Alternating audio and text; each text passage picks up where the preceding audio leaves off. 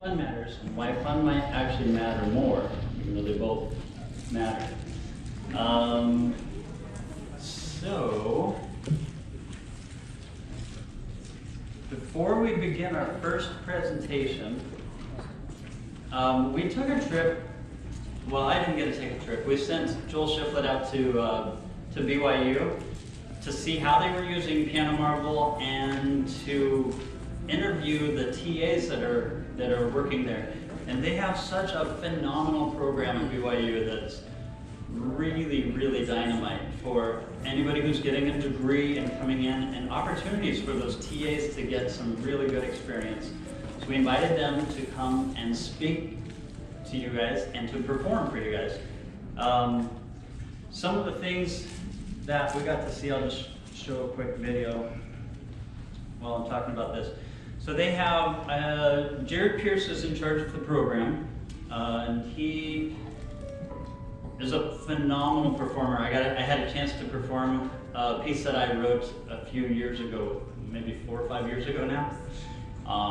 And it was a really fun piece. It was the Karate Chop one, if you guys have ever seen the Mission Imposta.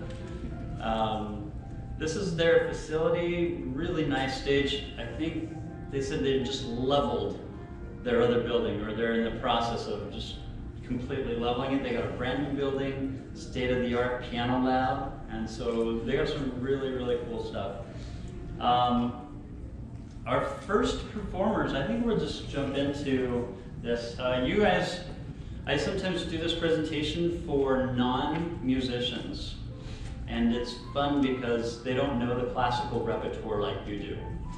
I imagine you will know most of the songs that we play in this classical showdown. So, we're going to start with our very first one. Oh, by the way, before I get on, I'm going to have this slide. If you guys didn't fill out this form today, make sure you do that. And I will email you all the music that we have. I'm going to show you a little later how you get that music from the email. But you'll get all the music, plus anything that we're going to cover today. So, with no further ado, let's give a round of applause for Classical Showdown 1.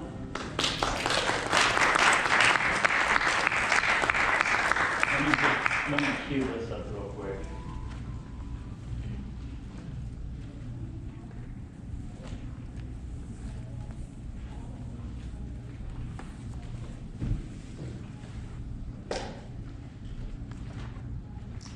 Okay, starting in 3, 2.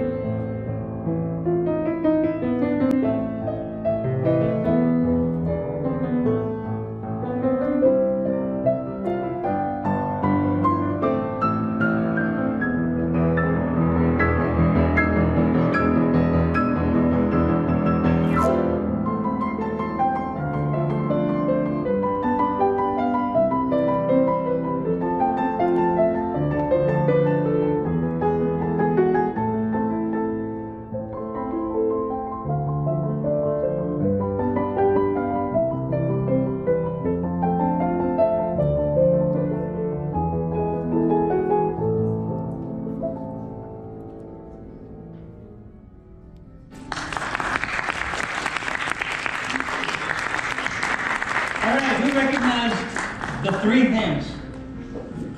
What were they? Curly's. Curly's? Who else? The Mozart in G minor, Symphony 40. And one more.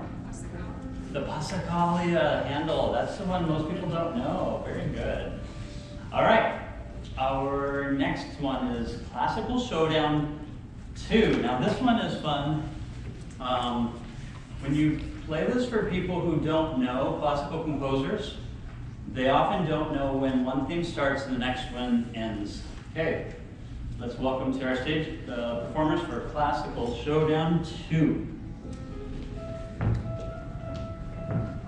And while they're coming up, this is actually not a trio, but it's meant, you can play it in monster concerts together, or the soloist can play it by himself, or the duet can play it by itself.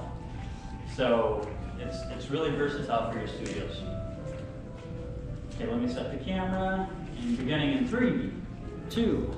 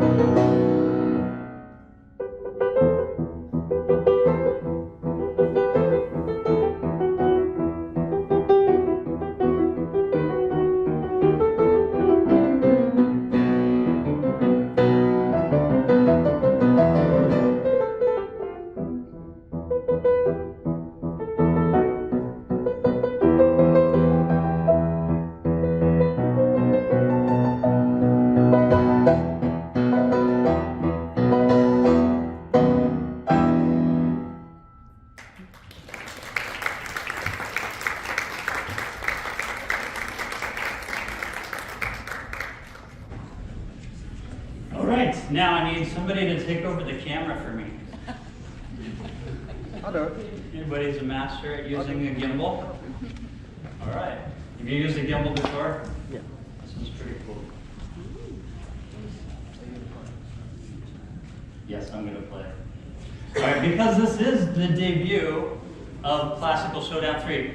Before we start this one, how many of you guys got all the themes in that one? It was called The Revenge of Rossini's Revenge. You can use that as a teaching piece for your students to talk about Rossini and Mozart and some of the pieces that Rossini wrote that they probably know, but didn't know names for. You can help them with some music history. So I like that. Plus, it's great for helping to teach technique. Who are they? Anybody not know any of them? William Tell's Overture.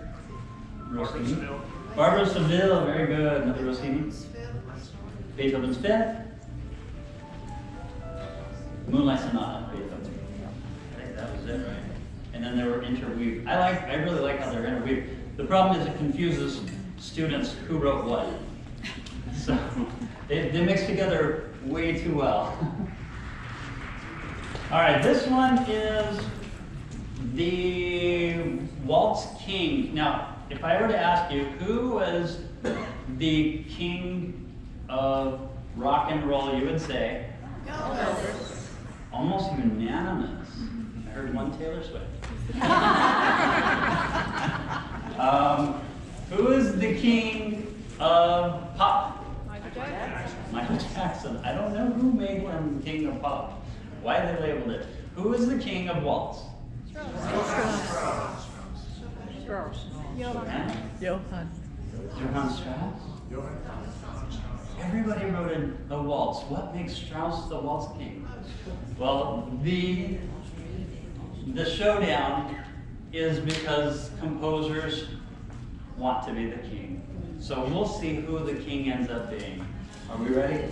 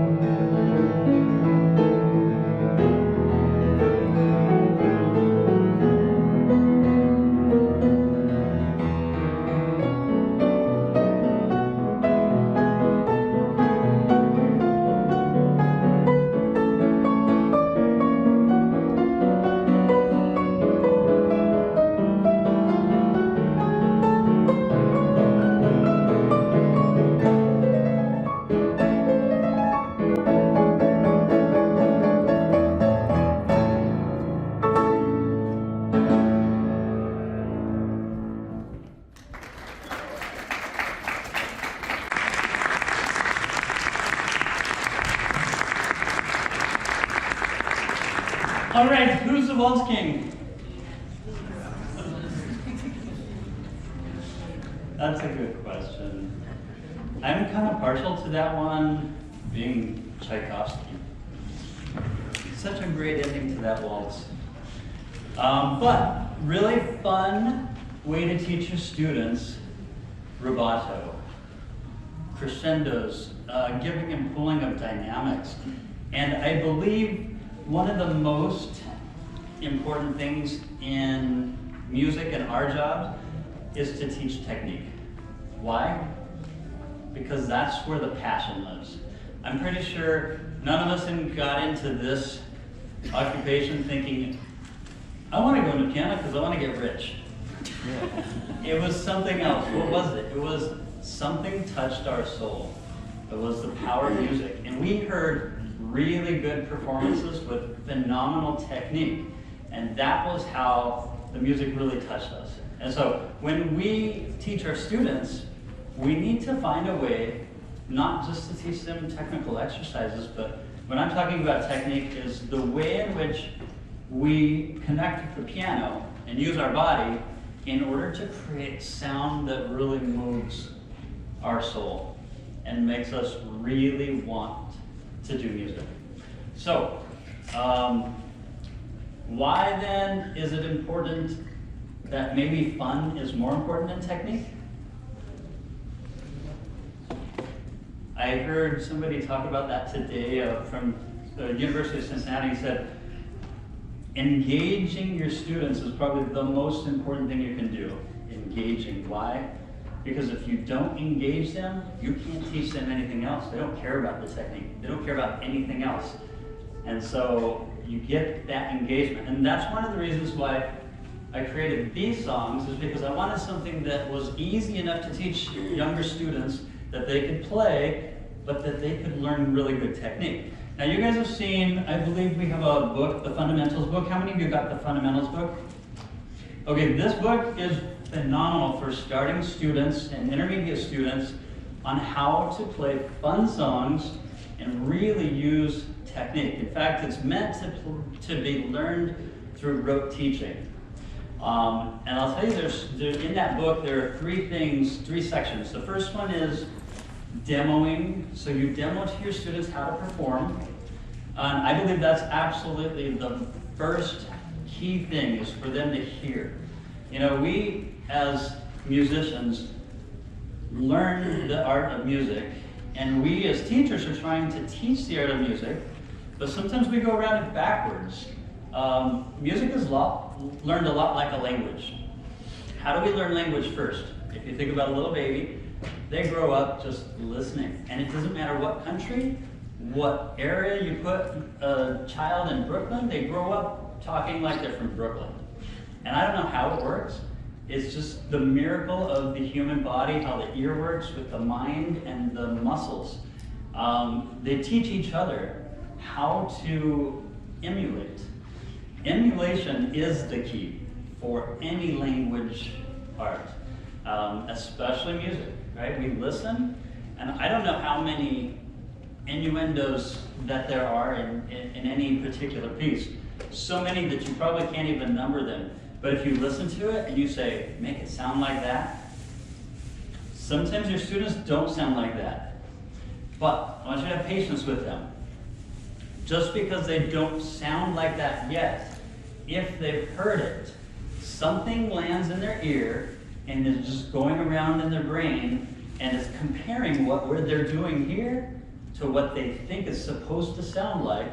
And between those two things, eventually they start to sound right. I have my mom's, her name is Vicky. And she has a sister with 9 children. And the first few of them started calling her Aunt Vicky. And as a youngster, I'm like, don't call her that. I can just see you calling her that when you're 24 years old. Aunt Vicky. Somehow, they learned between what they heard and what their mouth was supposed to do. But it took a long time. So as you're teaching, you need to trust that as you've emulated, or as you demonstrate your songs, they will pick it up somewhere between their brain, what they've heard, and somewhere between that practicing and their muscles trying to figure out how to make it sound like what they're supposed to sound like. So that's what these songs are designed to do. Give you something fun for your students, but don't skip the part of showing them. And then we have shadowing. There's a part of shadowing, which is when I'm playing with the other one. Some really cool stuff in the book about how to shadow with your students. You can look that up later.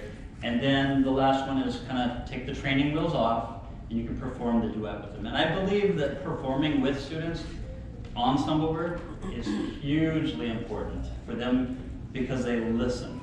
They learn to really listen and fit in with the music, with another performer. All right, we're gonna go ahead and jump right into some of our talks here. We have, oh, I didn't even turn this over. These were our last performers.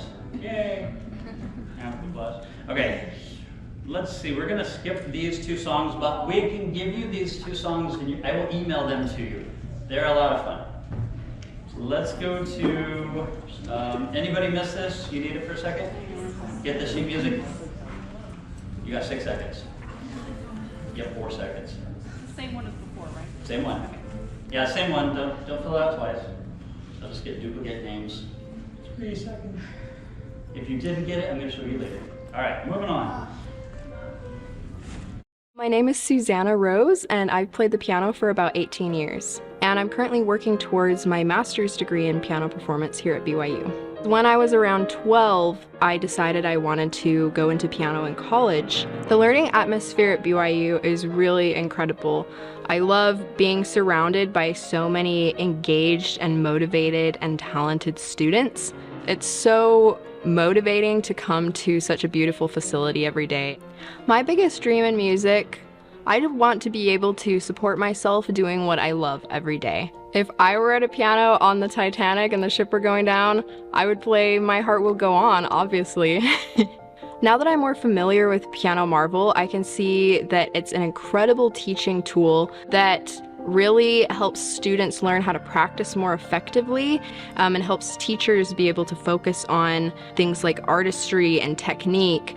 A common problem I've found Piano Marvel to be helpful in solving is the problem of students practicing mistakes in their daily practice and then coming to lessons and needing to get it fixed. But Piano Marvel really helps guide them through practicing in sections and practicing correctly. Piano Marvel is an incredible digital tool to help students practice more effectively and also keep them motivated and engaged in their practicing. I think the role of technology like Piano Marvel is going to become increasingly relevant in the future. Piano Marvel is really amazing in the way it assists traditional teaching methods and really helps students be the best pianists they can be. All right, let's welcome Susanna Rose to the stage.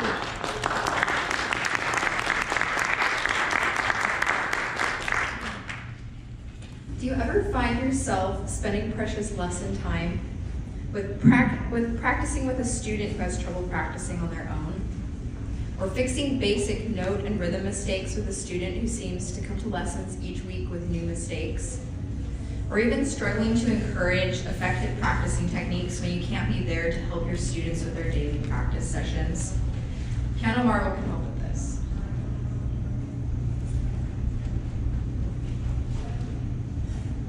With Piano Marvel, you can let technology do what it does best, repetitive tasks. Piano Marvel technology can guide your students through effective practice strategies that will help them master notes and rhythms. They can receive real-time personalized feedback that will help them correct their own mistakes. I'll show an example of how that works. Here's a piece of music in Piano Marvel. If the student clicks the Learn button in the bottom right-hand corner of the screen, they have 3 options: minced, chopped, and whole. Within the minced option, Piano Marvel guides them through the piece in small sections, hands separate, and then hands together. Within the chopped section, it helps the students practice in those same small sections, but just hands together. In the whole section, here's the chopped section. Forgot to switch slides so you can see that there. And here's the whole section. So within the whole section, the student can practice playing the whole piece at a set tempo. In all of these categories, Piano Marvel will let the student know if they're playing incorrect notes or incorrect rhythms, and Piano Marvel will also let them know if they're playing correct notes and rhythms. You'll also notice at the bottom of the screen that the student can play in practice mode or play mode. So in practice mode, the student can go as slow as they need to work on getting correct notes and rhythms. In play mode, they can practice playing correctly at a set tempo. So with the help of Piano Marvel, that lets you do what you do best, teaching artistry and technique.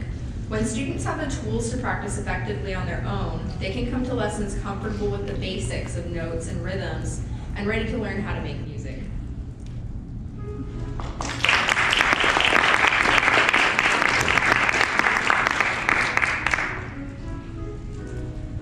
My biggest dream in music is to open my very own piano school with a state-of-the-art piano lab of my own.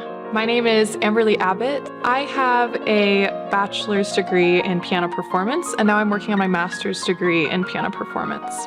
On a scale of 1 to 10, I give BYU's music program a 10. The faculty here in the piano department at BYU are very knowledgeable, but they're also very supportive. I first learned about Piano Marvel here at BYU because we use it in our group piano courses, and I was instantly fascinated by it and its ability to help me as a pianist at that time get better at my sight reading. I got obsessed with the sight reading test and had a lot of fun completing that. For about a year I did it every day and it really helped me. If I was at a piano on the Titanic and could only play one song, I would play Nocturne by Eric Christian. He's a living composer who I really like. My first impressions of Piano Marvel was that there was really no need for it.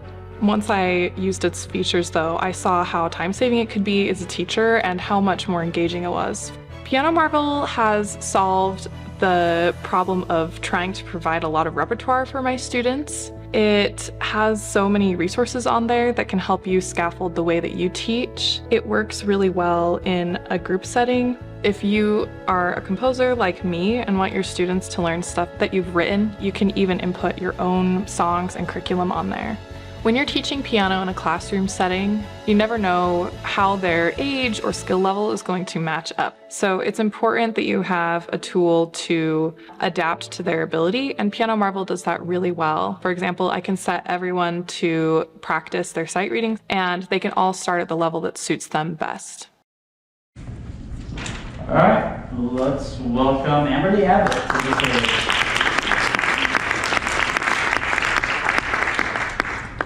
Hello. Being able to sit down and play whatever you want off the cuff is one of the most joyful experiences as a musician. However, learning how to sight read can be slow and arduous, and it's really hard to motivate students to want to practice sight reading. So, how can we help our students not only want to become a sight reader, but love the process of learning how to sight read?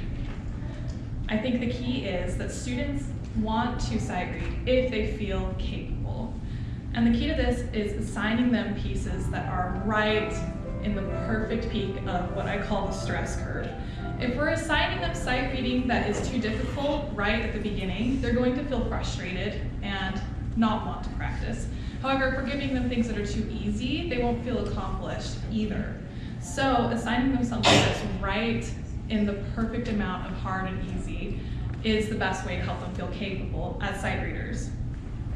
So I have to say, before you start sight reading, make sure that the basics are so comfortable, that their notes, intervallic reading, rhythms, fingering, and articulation are all very comfortable. Then you can jump into the very earliest sight reading examples. So the hardest part about getting the best curve on the stress cycle when it comes to sight reading is starting with the very, very beginner students who can really only handle the easiest of examples. Some of the resources on Piano Marvel can help with this. For example, you can have them practice just their rhythm skills at first on middle C. There's a whole set of rhythm exercises written by Aaron Garner that students can work on, and it self-corrects, so you don't have to spend time doing it with them. Once they have the rhythm down, you can move them onto the sight reading samurai course, which really gamifies sight reading, and it slowly increases in difficulty so that they're never reaching the point where they feel overwhelmed because it's increasing as their skills increase. Eventually you can move them on to my favorite, the SASR, which stands for the Standard Sight Reading, or Standard Assessment of Sight Reading, which matches level. As you can see, you can have them start at the beginner, intermediate, advanced, or professional level. This is what I was talking about in the video that really helped me improve my skills as a sight reader. It has a huge library of pieces as well, so every time they take it, they're getting exposed to new repertoire. It's also very game-like, which children really enjoy. As you see in the corner, you have 3 strikes until you get out and you get a score. Anything under 80% correct is going to give you a strike. So once they start reaching that point, they will get a score assigned to them, as you can see here, and it tracks your progress. I went from around 800 to around a 1200 score in my year of learning how to sight read, which was a huge jump in ability for me. That 120 was a student of mine who took it, by the way. That's not my score. But it's very motivating because they see that every day they take it, they're getting a little bit better. Yeah, thank you.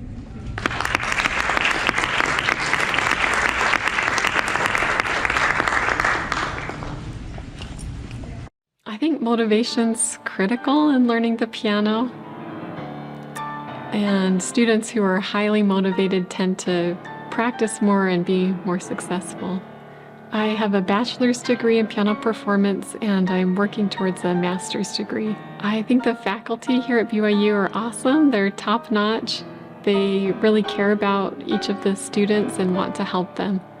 Well, the new music building is amazing. It's incredible. The piano lab just has great technology, and our new recital hall, the acoustics are world class.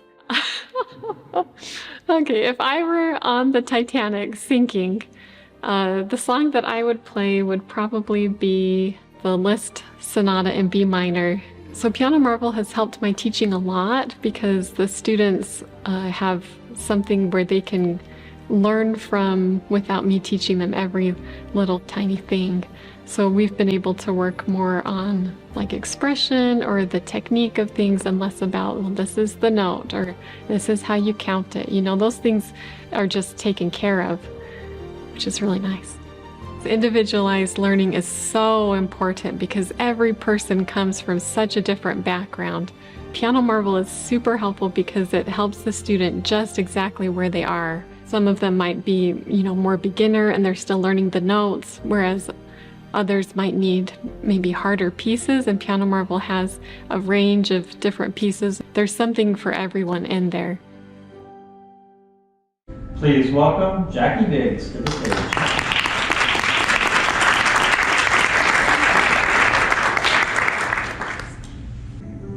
Hi everyone, I'm excited to talk with you about strategies for success in ensemble playing.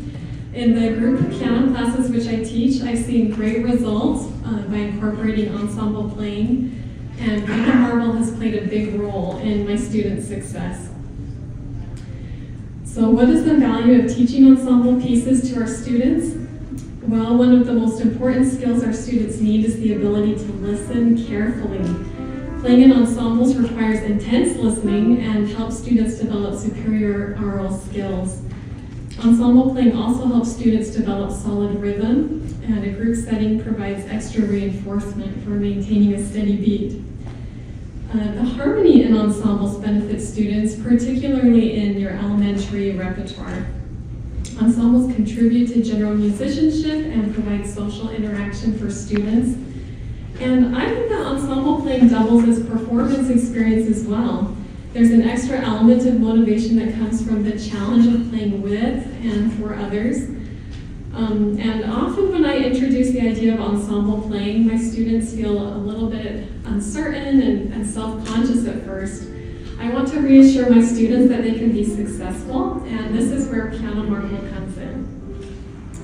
I call it the ultimate ensemble tool. Piano Marvel has a library full of fun ensemble pieces, and you heard some of these pieces today. Let's give another hand for those great performances.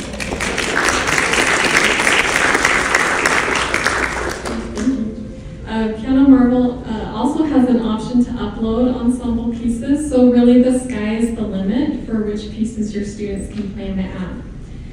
In my classes, we choose a piece to play and the students pull it up on the app and then we start the piece together. So hopefully you can see that little blue line there. This little line moves through the song, showing exactly where the student should be playing. One of the challenges in ensemble playing is to keep going if you get lost. So how reassuring is it to know there's a crystal clear way to get back in sync with the ensemble? Just find the cursor, that blue line, and go. Notice also that in this piece, Piano Marvel is helping to scaffold the reading. It's divided the lines into individual parts, so the student doesn't have to read multiple staves their very first time. So this is really helpful. And extra fun, notice that the instrument marking here is actually a trombone. On a digital keyboard, my students love to choose different instruments to play their ensemble pieces. So we've performed as an orchestra, as a band, a percussion ensemble, and more. In conclusion, Piano Marvel as a teaching aid for ensemble playing has been a huge benefit to my students. Ensemble playing brings energy and synergy to the classroom, enhances the student-teacher relationship, builds motivation and enthusiasm, and it's just plain fun.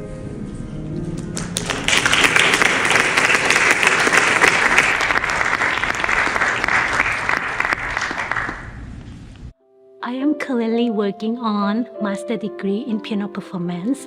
I am the second year of a graduate school here at Young University.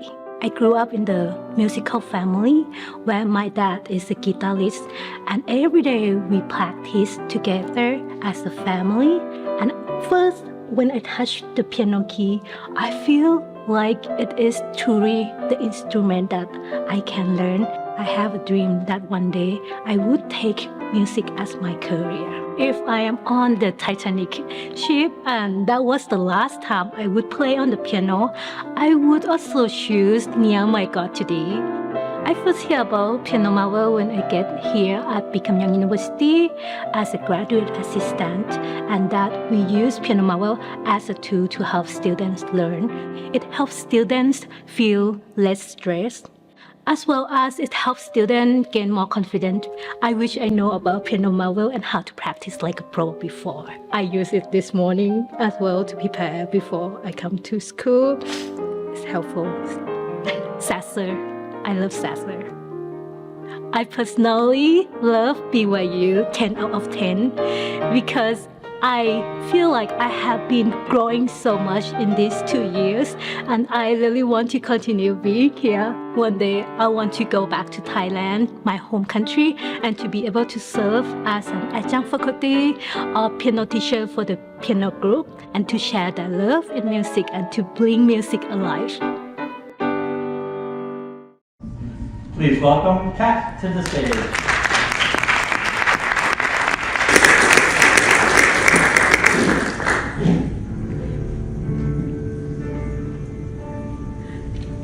As a teacher, we are mighty piano teachers who has the freedom to customize the lesson to be fun and also still keep a pedagogical purpose. I learned that I found that students retain most when the things that they learn in class connect to that experience, and that experience so that we can tailor the lesson to their need the most. And as you see in the tutorial video, I give them a lot of chance to engage in class. And before coming to class, I made a 3-minute lesson so that they know exactly what to expect and that they can come prepared so that when we come to class, we can engage in class.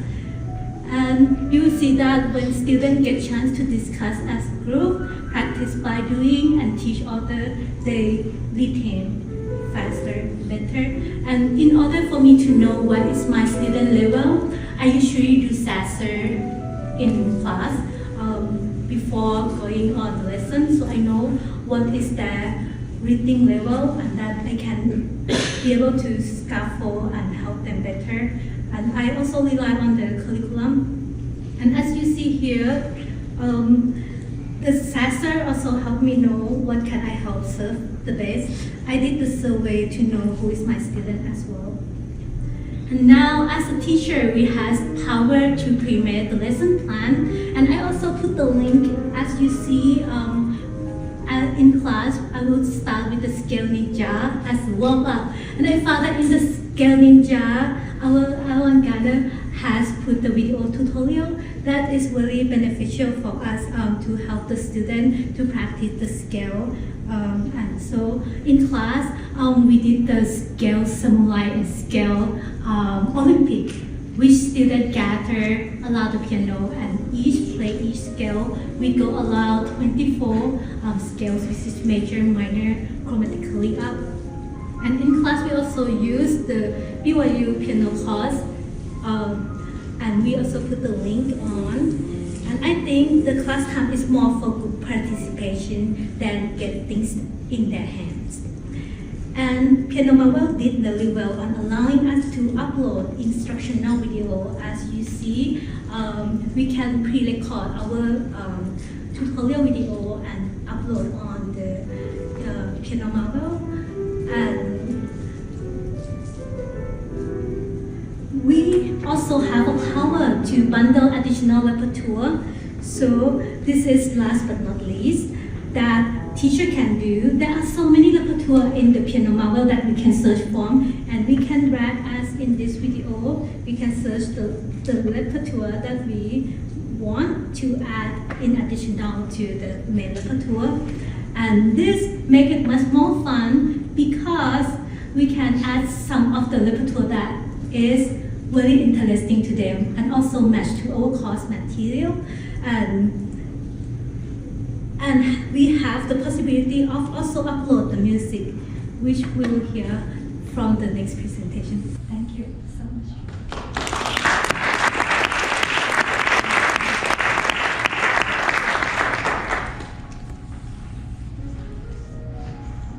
So right now I have a bachelor's degree in piano performance and I'm working on my master's degree. When I was younger, it was really important for me to listen to music that inspired me and then to be able to recreate that. Music it's a language that everybody understands. The faculty at BYU, they have really tailored their teaching to my needs, which has helped me feel like I am wanted here. And since the new music building has opened, the resources available to me as a musician has really helped me progress. They really care about where I'm going in my personal growth.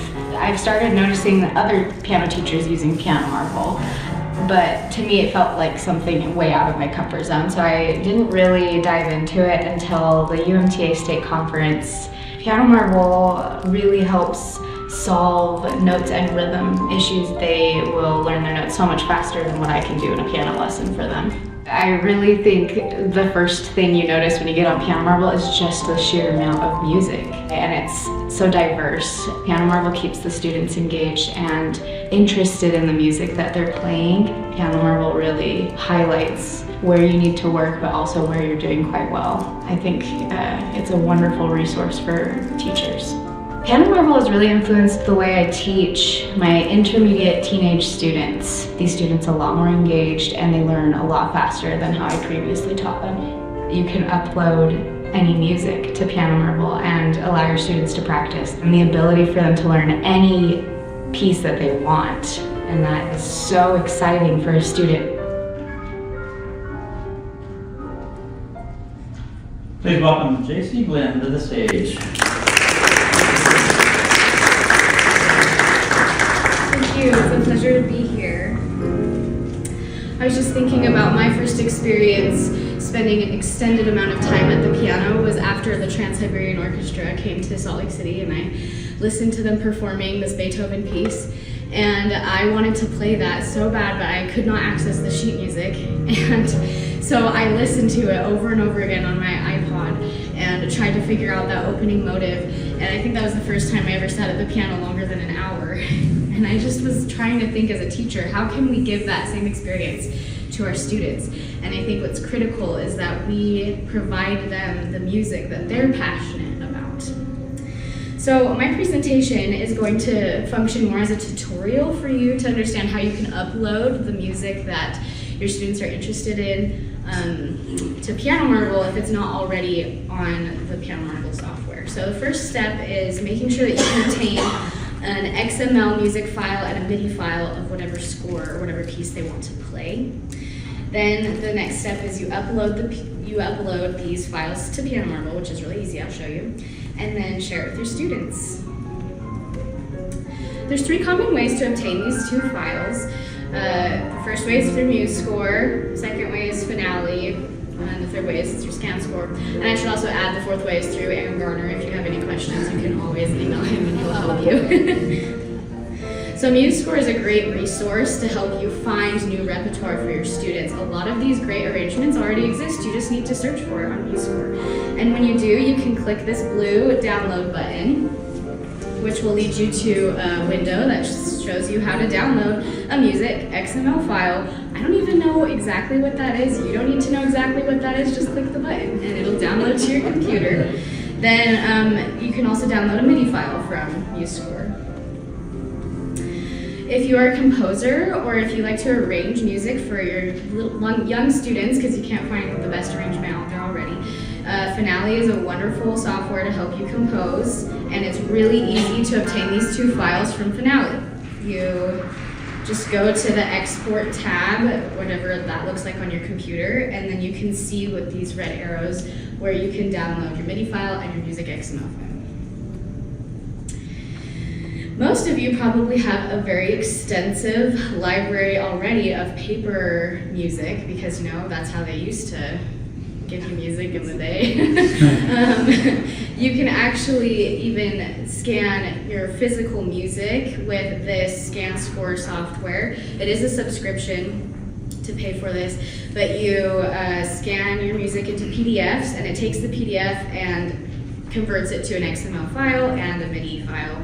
And then you'll have, if you're interested in this, go to their website. You can look at their About Us page, and then at the bottom of their page there's links to show you exactly how to function with this software. So now, how you upload these files to Piano Marble, you go to the library, and on the right side you'll see that icon with the cloud and the arrow. You click on that. It'll bring you to a page that, if you've never done this before, you won't have anything uploaded. But at the bottom it says upload new song, so you click on that. And you'll need to input the song title, composer, difficulty level, tempo, the genre, and then on the right side there's the place for you to upload your MIDI and music XML file. That's all that's required for you to upload your music to Piano Marble. If you want to add more resources like a video tutorial or the PDF for your student to access, you can also add that information as well.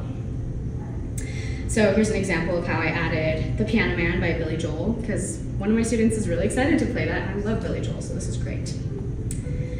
Then your music will pop up in your own personal library on Piano Marble, and then all you need to do is share it with your students. So you click Share to the right of the difficulty level, and you can create courses and share your music with specific classes, or you can share it, you can put the student's email in there, and then they'll have access to the music that they're passionate about. I think our job as teachers is to teach our students how to access what they need to be musicians. And so I thought this quote was very applicable. The art of teaching is the art of assisting discovery.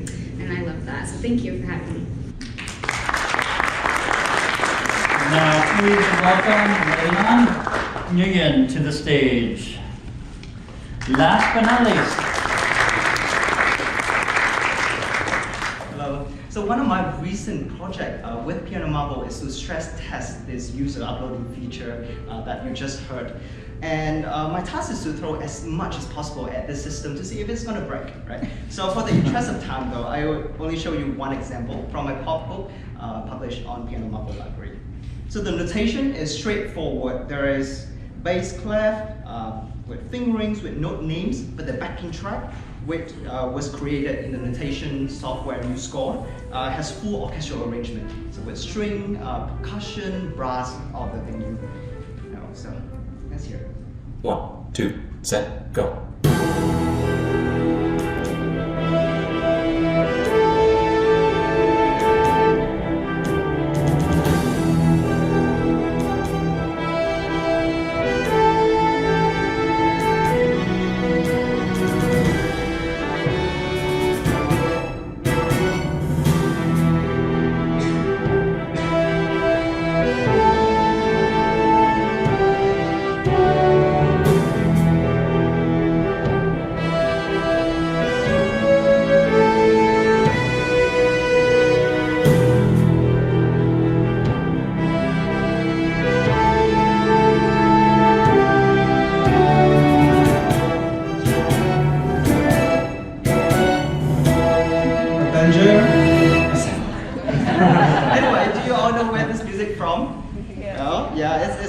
the superhero movie of the Marvel Studio, which basically stole the name from Piano Marvel. But well, anyway, jokes aside, I think my conclusion is the user uploading feature is really powerful, and I think you can throw anything at it, and it can take it. Thank you.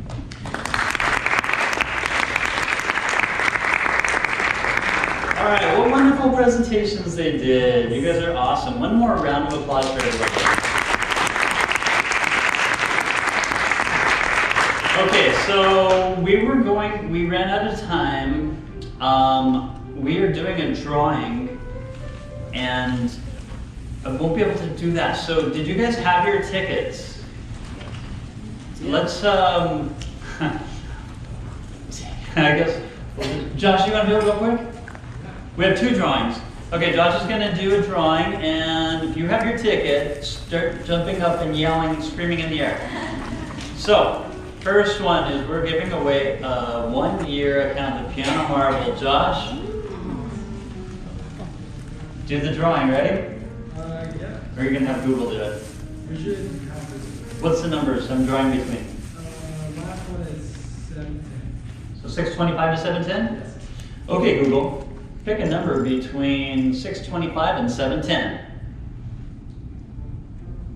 These are the top results. What? Seriously? Try that again. Pick a number between 625 and 710. 699. 699. Who's the winner? Yay! Okay, I have your card. Okay, the second thing we're giving away, I'm gonna go ahead and not play this. This is the Piano Marvel Teachers Conference that's going to happen in Salt Lake City this year. We're unveiling some huge things that I've been waiting 15 years for that will revolutionize your teaching. BYU is gonna be so ecstatic about these ones coming. So we are giving away a free drawing for the Piano Marvel Teacher Conference 2024 registration. Early bird pricing is $225. Let's go ahead and do the drawing. What's that? I have a number. You want me to give it to you? No, let's let Google do it. Well, I got it from you. Okay, what's the number? 687. 687. Who is it? They left. Too bad. So sad. Okay, here we go. Another one. Pick a number between 625 and 710. 631. Who's got it? 631. It was an early one. If we do prices right, I'm the closest. The closest. Here we go again. Pick a number between 625 and 710. 634. 678? I got it. You got it? Yay! Give her a round of applause. Okay, so Heidi will help you. And please visit us in our booth. I will be emailing you all that music and more. So there's a ton of stuff that I'll give you. If you did not give me your, if you didn't get this thing, go ahead and scan this before you leave, and I promise I will email you this stuff. All right, thank you, everybody.